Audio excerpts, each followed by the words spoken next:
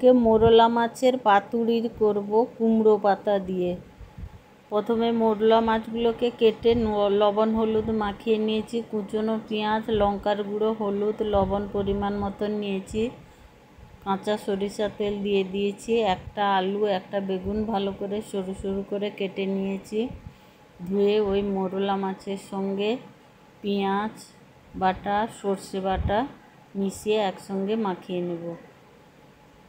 এরকম পাতুড়ি করলে খেতে খুবই ভালো লাগে। কুমড়ো পাতা সমেত খাওয়া যায়, ভাতের সঙ্গে খুবই ভালো লাগবে। এই দেখুন মাখানো হয়ে গেছে। এবার কুমড়ো পাতাগুলোর মধ্যে দিয়ে এটাকে ভালো করে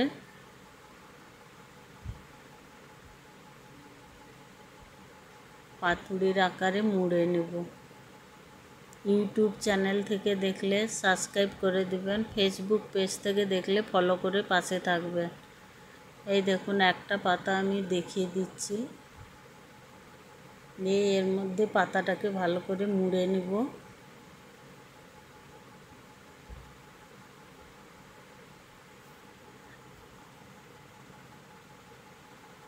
এই দেখুন একটা পাতা আমার মুড়া হয়ে গেছে।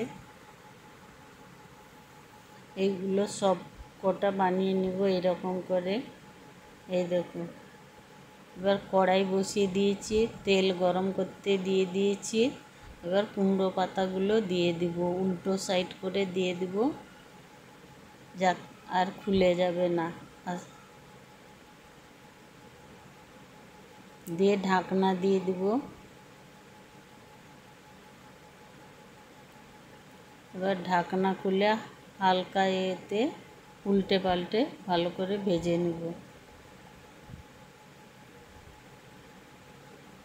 অল্প গ্যাসের ফ্লেমটা অল্প রাখতে হবে, নাহলে আলু, বেগুন, মাছগুলো সেদ্ধ হবে না।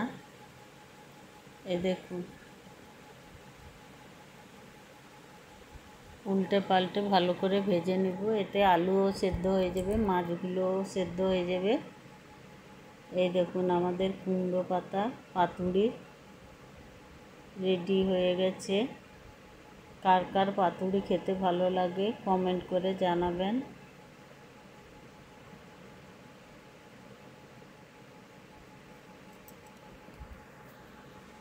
এই দেখুন আমাদের রেসিপি সম্পূর্ণ তৈরি হয়ে গেছে। রেসিপিটি ভালো লাগলে লাইক, কমেন্ট, শেয়ার করে দিবেন। এমনি সস, পেঁয়াজ, শসা দিয়েও খেতে খুবই ভালো লাগবে।